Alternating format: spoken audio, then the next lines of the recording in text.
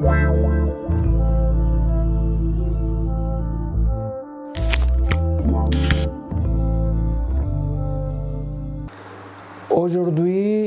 nous célébrons la fête de Saint Marcellin et Pierre. Marcellin et Pierre sont deux témoins parmi les innombrables saints qui ont héroïquement rendu témoignage à l'Évangile. Ils ont défendu l'Église naissante et les tortures et la mort ne l'ont pas conduit à tourner le dos au Christ. Comme pilule, Seigneur, aumente en nous la foi. Deux lauriers, un bois qui change de nom, un noyau de catacombes aujourd'hui parmi les plus célèbres du monde.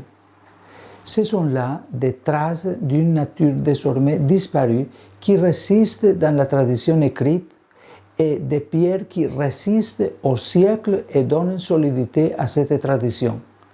Les racines de deux martyrs chrétiens du IVe siècle, les premiers Marcellin et l'exorciste Pierre, affleurent ici des anciens martyrologes et des réseaux souterrains creusés dans les alentours de Rome. Nous sommes dans l'année 304 et à Rome sévit la grande persécution antichrétienne voulue par Dioclétien. C'est le dernier grand massacre ordonné par l'autorité romane avant la clémence de Constantin. Nombreux sont ajusticiés car les tribunaux ont faculté de prononcer la peine capitale. C'est dans ce contexte que le prêtre Marcellin finit en prison. Comme tant d'autres prêtres refusent de nier sa foi et beaucoup de prisons deviennent de petites communautés de croyants. C'est en prison que Marcellin fait la connaissance de Pierre, un exorciste.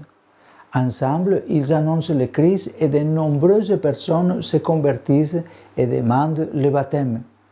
Le récit nous raconte qu'il y a eu même des miracles comme la guérison de la fille d'un de leurs geôliers. Pour les juges, c'est évidemment quelque chose de trop. Les deux doivent être éliminés.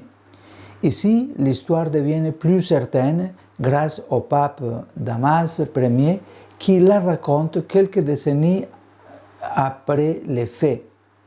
Marcellin et Pierre sont torturés et menés dans un bois qu'on nomme forêt noire et soumis à l'ultime humiliation cruelle, creusés eux-mêmes leur propre force et enfin ils sont décapités.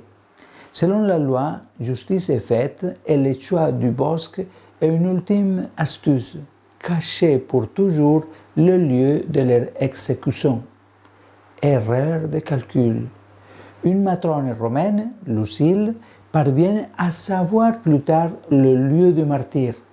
La dame retrouve et fait déplacer le corps de Cézanne de la forêt noire à Rome. Et sur la nouvelle tombe, il est bien écrit le nom de ces saints et leur prouesse. Aujourd'hui, les chrétiens de différentes églises sont persécutés de différentes manières. Pensons par exemple aux chrétiens de Nicaragua. Alors, prions pour tous nos frères qui, parce qu'ils sont chrétiens, sont maltraités et mis à l'écart dans différentes parties de la planète. Bonne journée à vous tous et prions donc pour les chrétiens persécutés.